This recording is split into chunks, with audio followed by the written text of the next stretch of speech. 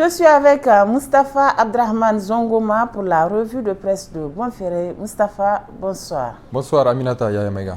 Cette semaine, la rencontre entre le Premier ministre, les leaders religieux et la société civile nigérienne sur les dernières évolutions de la situation qui prévaut au Niger depuis l'avènement du CNSP au pouvoir domine l'actualité. Le quotidien gouvernemental Le Sahel d'hier mercredi lui a consacré sa une. Effectivement, à cette rencontre, le Premier ministre, M. Lamine Zen Ali Mahaman, a salué l'engagement des chefs traditionnels, leaders religieux de la société civile qui sont aux côtés du gouvernement depuis plus de 2 mois pour maintenir la flamme qui anime les Nigériens pour aller vers la souveraineté réelle. Malgré les sanctions jamais vues contre un pays auparavant, le Premier ministre a rassuré que le gouvernement travaille sur tous les fronts, dont la sécurité, le maintien de la cohésion sociale et la stabilité, ainsi que la santé, contrairement à ce que disent les pays qui ne cherchent que des problèmes au Niger. Au Premier ministre de déplorer que depuis quelque temps, le rôle et la mission de la Communauté économique des États de l'Afrique de l'Ouest, la CEDEAO, qui sont entre autres d'assurer l'intégration des pays qui la composent, d'assurer la solidarité et l'égalité des peuples, ainsi que la création de richesses, soient déjouées malheureusement avec la complicité de certains chefs d'État et fonctionnaires. On nous impose des mesures face auxquelles nous sommes en train de lutter, a-t-il indiqué. Et Lamine Zen a ajouté qu'en marge des échanges entre le gouvernement de la République du Niger et la CEDEAO, un certain nombre de pays ont souhaité apporter leur contribution à la sortie de crise. Il s'agit du Tchad et de l'Algérie. Face à ces initiatives, la France a monté un plan de déstabilisation et ce plan a commencé malheureusement à être mis en œuvre avec la complicité de certains de nos compatriotes. L'une des voies qu'ils ont trouvées a consisté à engager des tueurs à gages, à recruter des mercenaires pour procéder à des assassinats ciblés, que ce soit des chefs traditionnels, des leaders religieux, des représentants de la société civile, des membres du gouvernement avec l'appui de 2 à 3 pays. Tout cela est documenté et le moment venu, les preuves seront exhibées, a dit le Premier ministre. C'est pourquoi nous vous invitons à redoubler de vigilance. Deuxième intervenant à cette rencontre, le ministre de l'Intérieur, le général de brigade Mohamed Toumba, il a affirmé que contrairement au chiffre de 1500 soldats, l'armée française a plus de 3000 soldats au Niger. Ils sont repartis sur 3 positions, à savoir Ayerou, Walam et Niamey.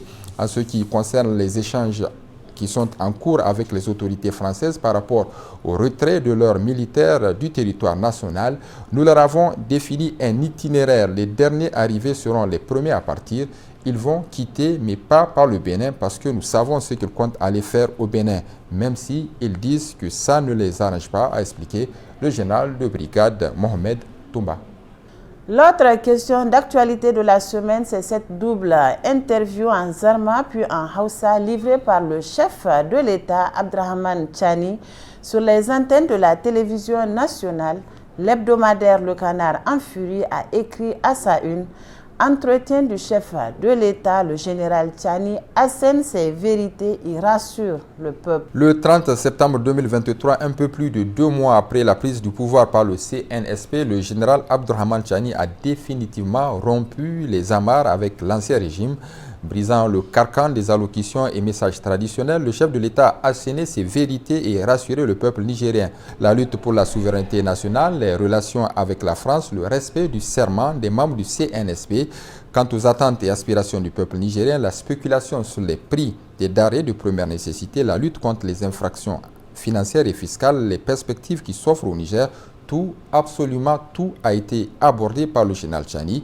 Depuis les événements du 26 juillet 2023, les Nigériens n'ont jamais été aussi rassurés et ragaillardis, souligne le journal. Le choix du général Tchani d'intervenir en langue Hausa et Zarma est une stratégie payante, accueillie avec la grande ferveur par les Nigériens. Ce choix répond à un double objectif: faire corps avec son peuple, dont l'écrasante majorité parle Hausa ou Zarma, et montrer sans doute au courant néocolonialiste français que la langue française n'est pas forcément une panacée. Apprécié dans une large mesure au sein de l'opinion nationale, ce choix a facilité le reste. Les vérités assénées par le général Tchani ne peuvent laisser indifférents. vis-à-vis des commerçants certainement véreux, le général Tchiani a tranquillement mais fermement indiqué que des mesures draconiennes seront prises pour les contraindre au respect des engagements pris. De fait, l'État et ses partenaires, notamment les autorités burkinabées, ont facilité l'importation de denrées alimentaires en grande quantité. L'augmentation des prix ne se justifie pas, si bien que des voix s'élèvent au sein de l'opinion nationale pour dénoncer un complot visant à étouffer le pays de l'intérieur. Épié sur la question de la lutte contre la corruption, une forte attente du peuple nigérien, le général Tchiani, en bon soldat, a rassuré ceux qui se bercent d'illusions ou qui disent percevoir dans la démarche du CNSP une volonté mal assumée de manipuler les choses aux fins de soustraire certains justiciables à la justice.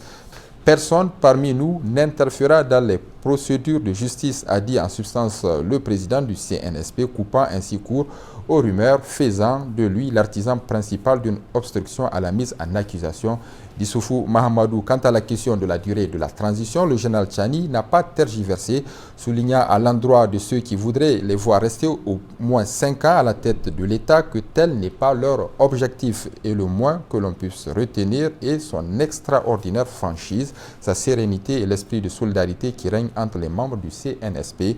Le vœu ardent des Nigériens est désormais clair, voir le CNSP conduire la transition à bon port dans le respect des attentes populaires.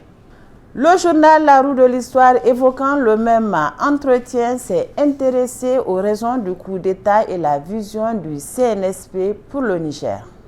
Le général Abdrahmane Tchiani a indiqué que la détérioration de la situation sécuritaire du fait, selon lui, de la gestion calamiteuse de cette question par les autorités déchues et la mauvaise gouvernance caractérisée par un pillage systématique des ressources publiques constituent les principales raisons du coup de force du 26 juillet 2023. En tant qu'hiérarchie militaire, ils n'ont de cesse d'attirer l'attention des autorités sur la dégradation continue de la situation sécuritaire et la mauvaise posture dans laquelle notre pays s'est embourbé, a ajouté le général Tchiani. En effet, le Niger a fait le choix de faire cavalier seul dans la lutte contre le terrorisme en refusant systématiquement de coopérer avec les autres pays des trois frontières, notamment le Mali et le Burkina Faso, alors que le fléau touchait notre espace commun dans lequel les terroristes pullulent tous les jours en dépit des observations que la hiérarchie militaire du régime déchu a préféré garder la sourde oreille et ne faire qu'à sa tête, a expliqué le président du CNSP. En ce qui concerne la mauvaise gouvernance, il est de notoriété publique qu'un système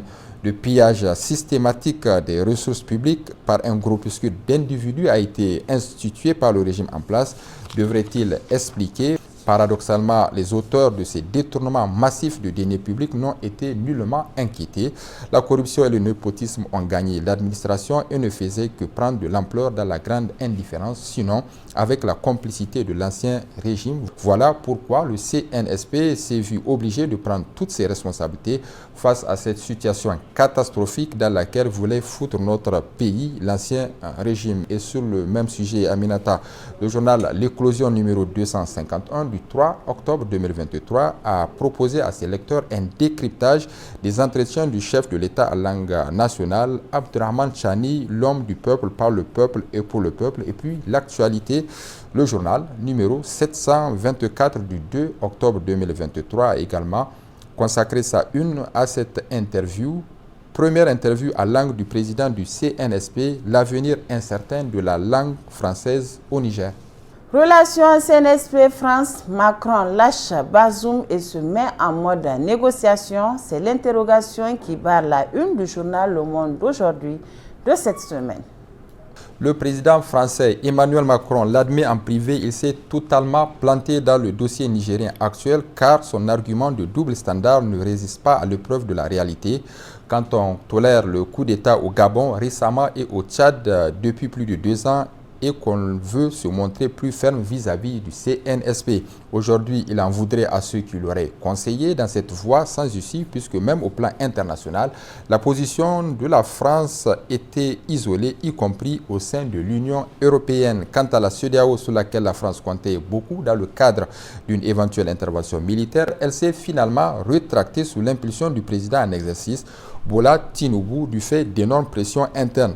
Dans ces conditions, Macron s'est résolu à appeler Bazoum pour lui annoncer la mauvaise nouvelle, à savoir celle de la la reconnaissance tacite du CNSP. Prenant en compte les conseils avisés de Dominique de Villepin, ancien Premier ministre de Chirac, Macron négocierait en coulisses avec le CNSP en vue de parvenir à une solution qui permettrait à la France de sauver la face dans ce bras de fer diplomatique avec le Niger. Mais le CNSP n'est pas dupe à ce point et aurait posé un certain nombre d'exigences dans ce sens, dont, entre autres, selon le confrère, la reconnaissance officielle du CNSP par la France, la redéfinition et la formalisation d'un cadre de coopération bilatérale ou encore l'abandon de la France et de la CEDEAO de l'option militaire contre le Niger. Évidemment, Paris aurait du pain sur la planche car désormais toute nouvelle forme de coopération entre la France et le Niger devrait obtenir l'accord de l'Alliance des États du Sahel récemment créée. À l'allure où vont les choses, c'est dire que la mission de rédemption de la France s'annonce périlleuse. Et puis avant de nous quitter, Aminata, découvrons ensemble le titre à la une du journal L'Enquêteur, le quotidien privé, numéro 3063 du 4 octobre 2023. Escalade terroriste, la menace djihadiste, une épine dans le pied du CNSP.